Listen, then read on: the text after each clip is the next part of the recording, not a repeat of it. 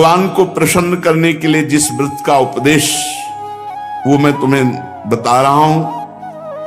ये फागुन के शुक्ल पक्ष में 12 दिन तक केवल दूध पीकर किया जाता है,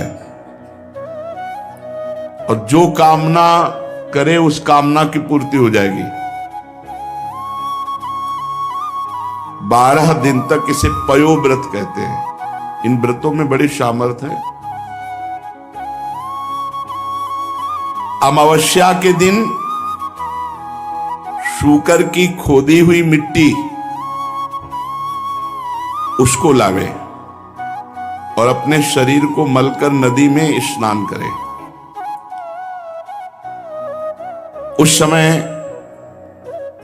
ये मंत्र पढ़ना चाहिए। त्वं देव्यादि वराहेण रसायाः स्थानमिच्छता उद्धृता से नमस्तुभ्यम पापमानम में प्रणाशय।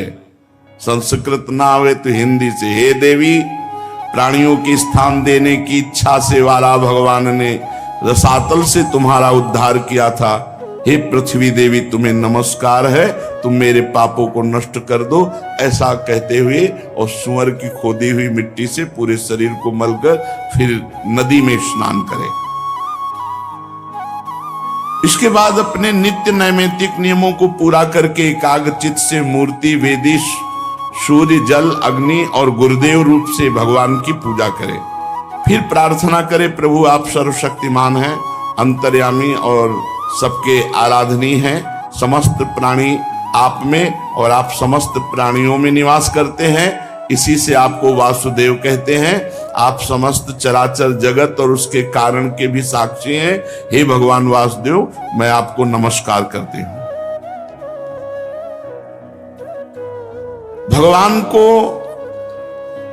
नमस्कार करके भगवान की स्तुति करें कि आप सबके प्राण हैं, आप इस जगत के स्वरूप हैं, आप योग हैं, योग के कारण हैं, आदिदेव हैं, पीतांबरधारी केशव। मैं आपकी स्तुति करती हूं, आपके चरण रज की उपासना करती हूं, आपकी कृपा लालसा प्राप्त करने के लिए। फिर गंधमाला आदि से भगवान का पूजन करे और दूध से भगवान की मूर्ति का स्नान करावे। इसके बाद वस्त्र, यज्ञोपवीत, आभूषण, जो व्यवस्था है, द्वादशाक्षर मंत्र से भगवान का पूजन करें और दूध में पकाए हुए घी और गुड़ और साली के चावल से द्वादशाक्षर मंत्र से हवन करे। कुछ नैवेद्य भोग लगावे, सबको बांट दे, जरा सा स्वयं पाले। भगवान को आचमन करावे, फिर तांबूल पान का बीड़ा और 108 बार द्वादशाक्षर मंत्र का जप करे। फिर 4 प्रदक्षिणा दे और भूमि पर लौटकर साष्टांग दंडवत प्रणाम करे। निर्माल्य को सिर पर लगावे और वो जो खीर बनावे तो रोज कम से कम 2 ब्राह्मणों को पवावे, उनको दक्षिणा दे, सत्कार करे। ब्रह्मचर्य से रहे, प्रातः काल स्नान करके दूसरे दिन फिर ऐसी पूजा करे, फिर भगवान को वैसे दुग्ध स्नान, फिर वैसे 2 ब्राह्मणों को। 12 दिन तक ऐसे ही ब्रह्मचर्य रहकर वो स्वयं केवल दूध पिए, पयोव्रत कहते हैं, और भगवान की ऐसे आराधना करे, जो चाहेगा वो प्राप्त हो जाएगा। ये फाल्गुन शुक्ल प्रतिपदा से लेकर त्रयोदशी पर्यंत ब्रह्मचर्य से रहे, भूमि पर शयन करे, 3 समय स्नान करे, झूठ न बोले, पापी आदमी से बात न करे और पाप की बात न करे, और छोटे बड़े सब भोगों का त्याग कर बिल्कुल ऐसे ही रहे जैसे संत। किसी भी प्राणी को कष्ट न पहुंचाए, भगवान की आराधना करे, तो ये बहुत कम समय में 12 दिन में ये पयोव्रत रखने वाला जो कामना करेगा उसकी पूर्ति हो जाएगी। अत्यंत एकाग्रचित होकर के इसकी आराधना करना चाहिए। पयोव्रत इसका नाम पयोव्रत है। ब्रह्मा जी ने मुझे बताया था, मैंने तुम्हें बता दिया। देवी तुम भाग्यवती हो, तुम इसको कर सकती हो। कल्याणी भगवान को संतुष्ट करने वाला ये सर्व पयोव्रत है, जिससे भगवान प्रसन्न होते हैं। परीक्षित अपने पतिदेव महर्षि कश्यप जी का उपदेश प्राप्त करके अदिति ने सावधानी से 12 दिन तक पयोव्रत का अनुष्ठान किया। जे ही पूरा व्रत हुआ तो सामने देखा भगवान प्रकट हो गए।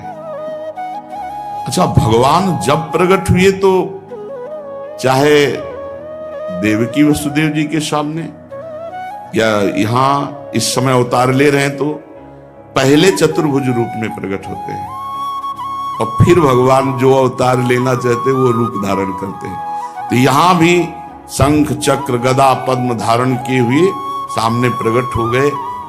अदिति जी तो विकल हो गई और प्रेम विह्वल होकर पृथ्वी पर लौटकर साष्टांग दंडवत प्रणाम किया। फिर उठकर हाथ जोड़कर भगवान की स्तुति करने की चेष्टा की, परंतु इतना आनंद, इतने आंसू की बोल न सकी।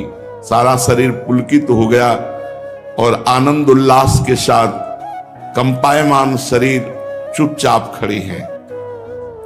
परीक्षित, यज्ञेश्वर भगवान श्री हरि देख रहे थे।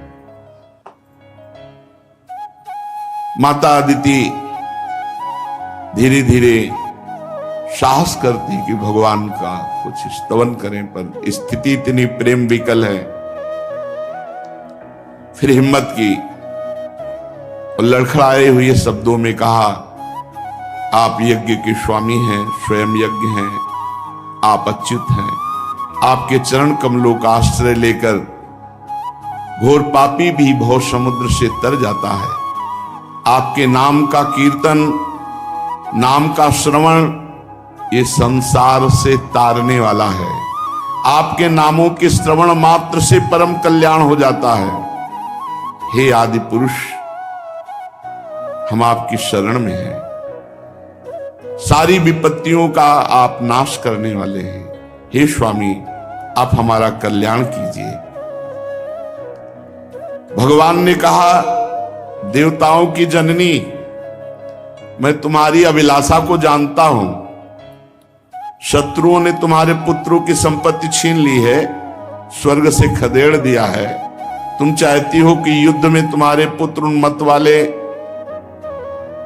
बलि असुरों को जीतकर विजय लक्ष्मी प्राप्त करें, इसीलिए तो आराधना किया है ना। तुम्हारे पुत्र धन समृद्धि से युक्त हो जाएं और जैसे विराजमान थे पहले स्वर्ग में वैसे ही आनंद हो जाए। तो देवी, ये तो नहीं हो सकता। असुर सेनापतियों को जीता नहीं जा सकता, ऐसा मेरा निश्चय है, क्योंकि ईश्वर और गुरु उनके अनुकूल हैं। लड़ाई नहीं की जा सकती, पर मुझे प्रसन्न कर लेना व्यर्थ भी नहीं जाता। इसलिए मैं तुम्हारे लिए तुम्हारा पुत्र बनकर जाऊंगा और जाकर के उनसे मांगूंगा। लड़ाई तो नहीं हो सकती, मांग करके भिक्षा रूप में फिर तुम्हें